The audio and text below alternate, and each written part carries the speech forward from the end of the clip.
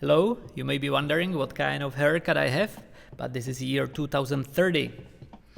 And this is the message, warning from the future. 2020 was a year when all the bubbles were inflating, then coronavirus came and burst them all. It was the pin which burst them. First, stock market crash, and then liquidity problem. All central banks started to print money like never before. So everybody was hoping for a fast V-shaped recovery, and market was climbing for a while. But then the gravity was stronger and market crashed again. Everybody was expecting an inflation with so much money printing, but nobody was spending. Nobody wanted to travel again, nobody wanted to buy a new car, nobody wanted to go to restaurants.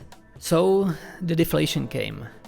Prices of goods and services went down, except healthcare and groceries. It went really up. But it was a big problem if you had to service your debt.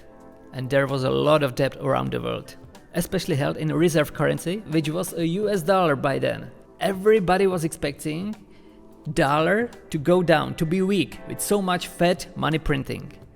But opposite happened. Strong dollar was a wrecking ball, which was destroying economies around the world. Nobody was able to pay their debt, so the debt was cancelled, so-called debt Jubilee.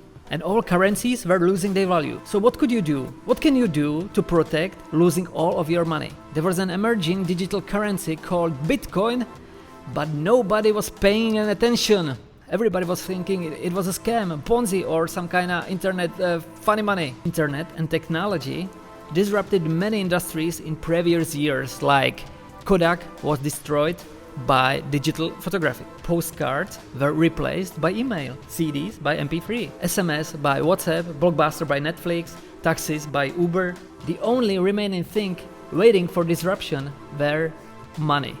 How could anybody think that national states could hold their monopoly on printing so much money by central banks and devaluing and destroying the value of people's hard-earned money? Bitcoin, on the other hand, was decentralized, and nobody was ever able to print more than 21 million of them. The invention of digital scarcity was as big deal as, for example, inventing of wheel, number zero, or printing press.